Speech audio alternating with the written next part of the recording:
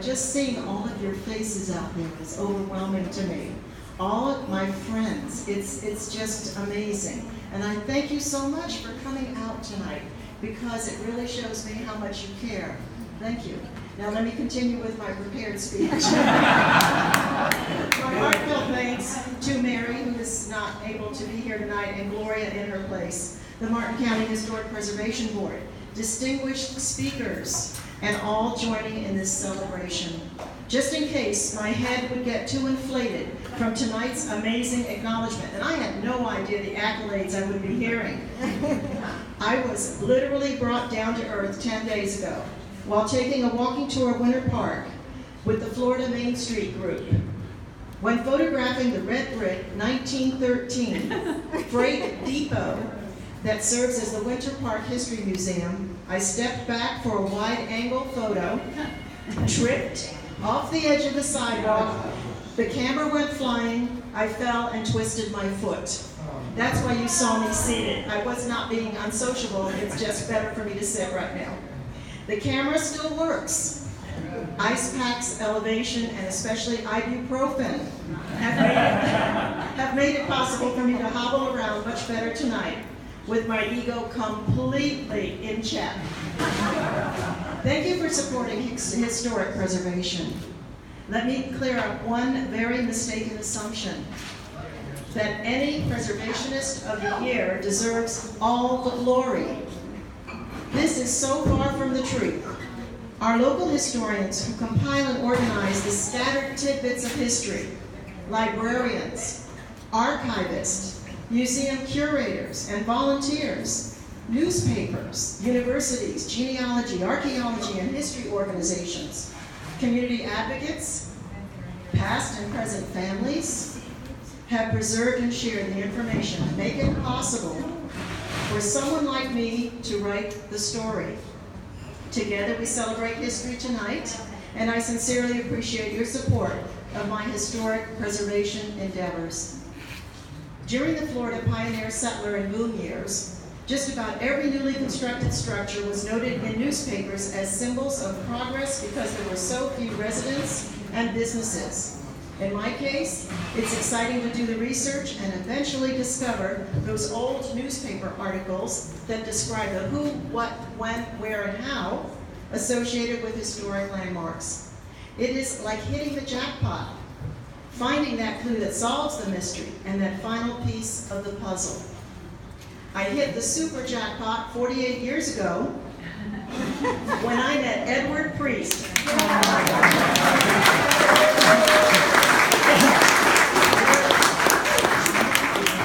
We were introduced on a blind date.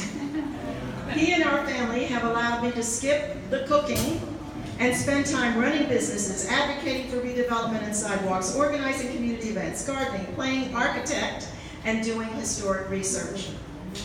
Ed, our younger daughter Natalie, who is here also, let's point her out, there she is by the door. And our eldest grandchild Lauren, who came up from Miami. My 87-year-old mother,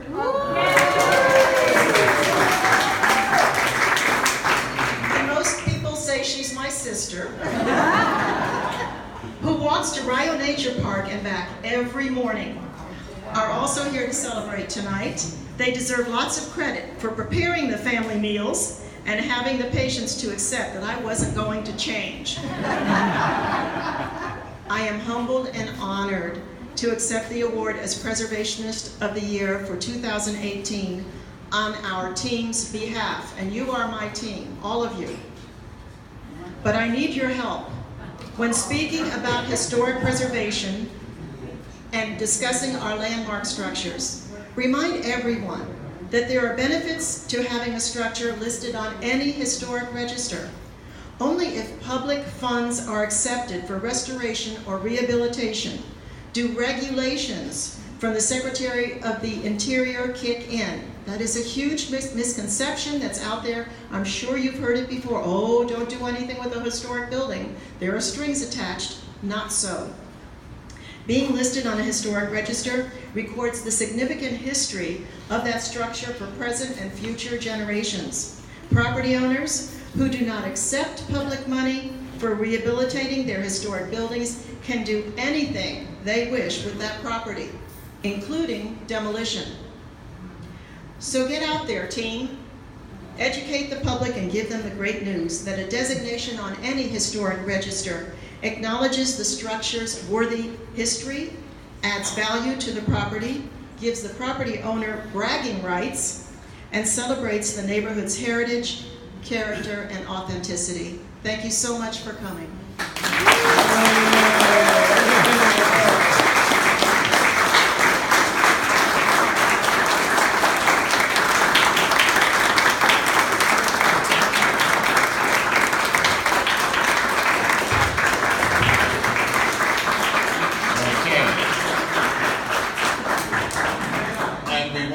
She's the Preservationist of the Year. Well, guys, once again, I want to thank you all for coming out to help us celebrate Julie's achievement and what she's done. And I don't see it stopping, so that's great. And I really do appreciate everything you do for us. And everyone here that has shown up also shows that you guys do care about historic preservation. We do have a few more events throughout the rest of the year. I think we have the flyers over to the side that shows the events that we have. And a beautiful brochure. And a beautiful brochure that was recently developed by Sherry. We're definitely trying to figure out some changes to really make a difference in our community.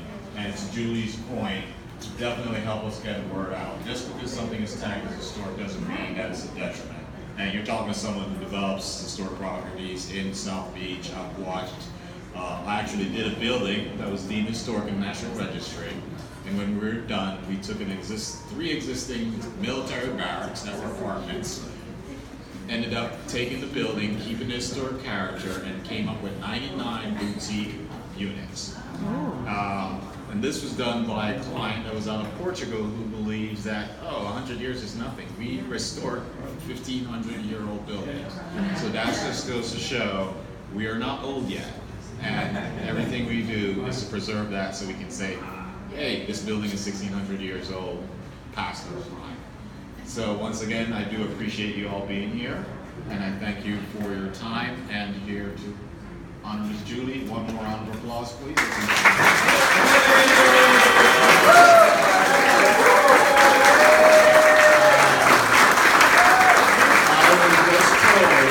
we all leave, the table needs to be empty. So